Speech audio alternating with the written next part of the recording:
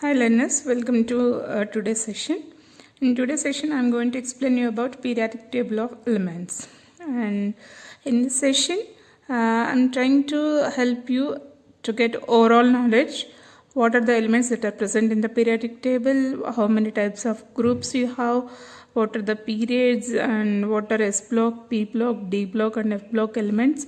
How they have been classified? All those things. Now let's see. If you see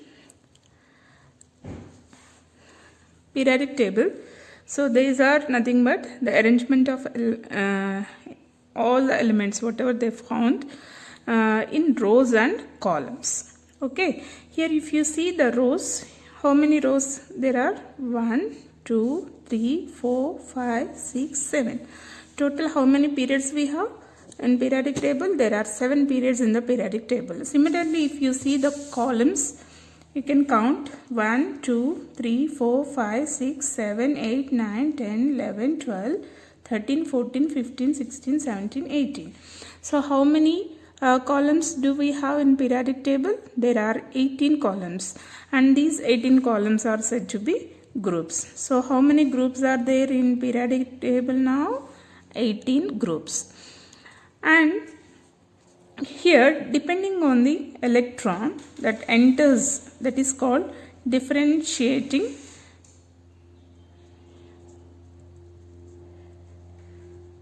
electron. Okay, differentiating electron, if it enters into the S orbital, S subshell, then it is called S block. You can see S block.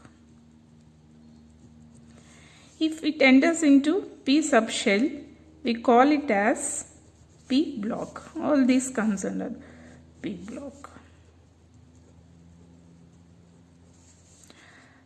And we know if differentiating electron enters into D subshell, we call it as D block. And if it enters into F subshell, we call them as F block, and these are the F block elements. So here I have shown how the elements have been classified based on columns and rows. Based on the columns and rows, we call them as groups and periods. And if you see the electron configuration, if the last electron, if it enters into the S subshell, we call them as S block. We know what is the capacity of S orbital. It has only one orbital and it can accommodate only 2 electrons. So that's why in S block, if you see, there are only 2 groups. Similarly, if you see the capacity of P, in again P subshell, there are 3 orbitals and each can accommodate 2. So total how many electrons? 6 electrons. That's the reason why in P block you can see 1 2 3 4 5 6. 6 groups will be there in P block. How many groups are there in S block? 2 groups. And we can guess now how many total number of electrons are present in D subshell. You can see 10. So that's the reason why these all are comes under D block. There are 10 groups in D block.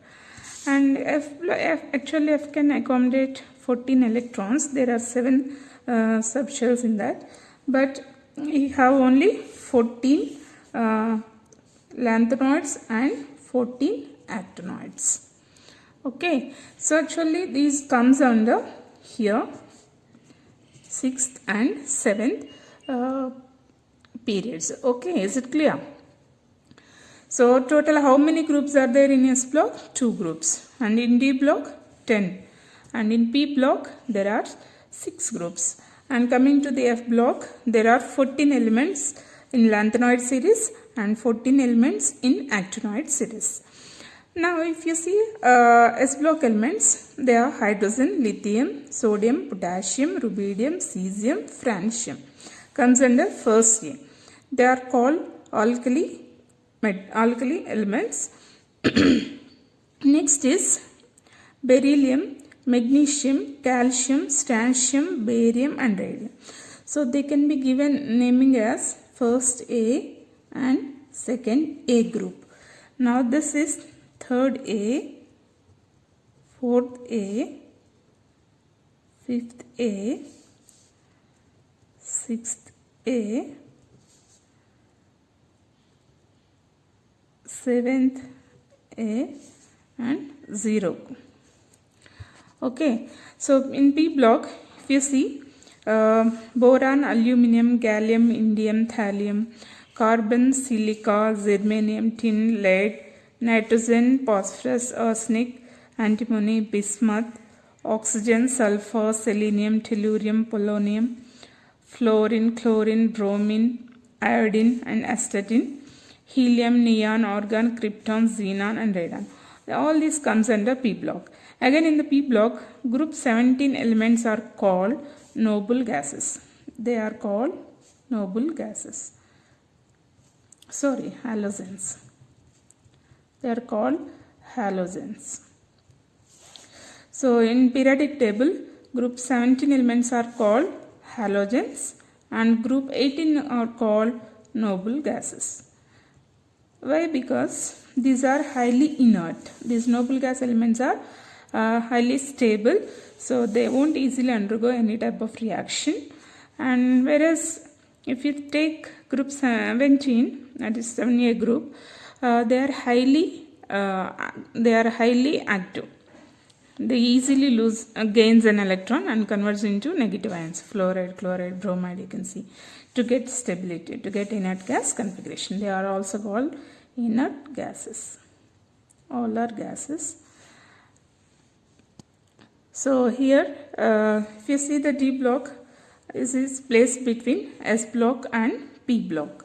So what are the elements we have in D block? You can see scandium, yttrium, lanthanum, titanium, zirconium, hafnium, vanadium, niobium, tantalum, chromium, molybdenum, tungsten, manganese, technetium, rhenium, iron, ruthenium, osmium, cobalt, rhodium, iridium, nickel, palladium, platinum, copper, silver, silver and alum, zinc, cadmium and mercury. So these are all comes under D block. You have to remember that once if you say it is a D block element, you can guess that the last electron enters into the D subshell. Now coming to the lanthanides and actinides, there are 14 elements each in this. D block elements can be given the naming as B. This is first B, second B, third B, fourth B, fifth B, sixth B, seventh B, and the remaining 3 comes under 8th group. Okay. So how you wrote, like for S block 1A and 1B comes under S block. You can see here S block elements are first A and second A. P block elements, there are 3A to 8A, or you can say it's a 0 group. D block contains 1B to 7B and 8th group. Okay, so they consist of each group consists of number of electrons, how it can accommodate, those many groups will be present in this. S block means 2 groups, P block 6, D block D block 10 groups, and F block elements total 14. And here if you see, these are the capacity of the electrons and number of elements present here. So as each group, each period, if you see, in the first period, how many elements we have? Only 2, hydrogen and helium. In the second group, second period, if you see, lithium, beryllium, boron, carbon, nitrogen, oxygen, fluorine and neon, total 8 elements. Similarly, in the third period there are 18 elements. In the fourth period there are 18 elements total, and in the fifth group also there are 18 elements. Coming to the sixth group, there are 32. Why? Because here even though I wrote 18, the remaining 14 I placed in a separate, we placed in a separate column. They are lanthanoids. So lanthanides, how many are there? 14. So 18 plus 14 is 32. 32 elements will be there. And here, after francium, radium, actinium, the remaining 14 elements were cut here. And after this 94 elements like neptunium, plutonium. So the remaining all are identified in the lab, like they are synthetic elements, or you can say they are generally found in nuclear reactors. So that's the reason why I'm not going to explain anything of the actinoids. Okay, and this group was complete. The periodic table, in the periodic table, seventh period is completely filled now. The scientists are planning to place the eighth group, but it is not decided yet.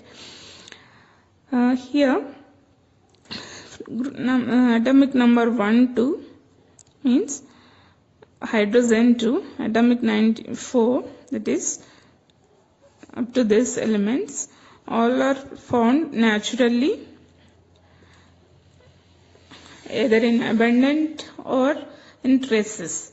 Whereas after 94, whatever the elements all are there, they are synthetic elements. Okay, so that is about the basic information regarding Mendeleev's periodic table.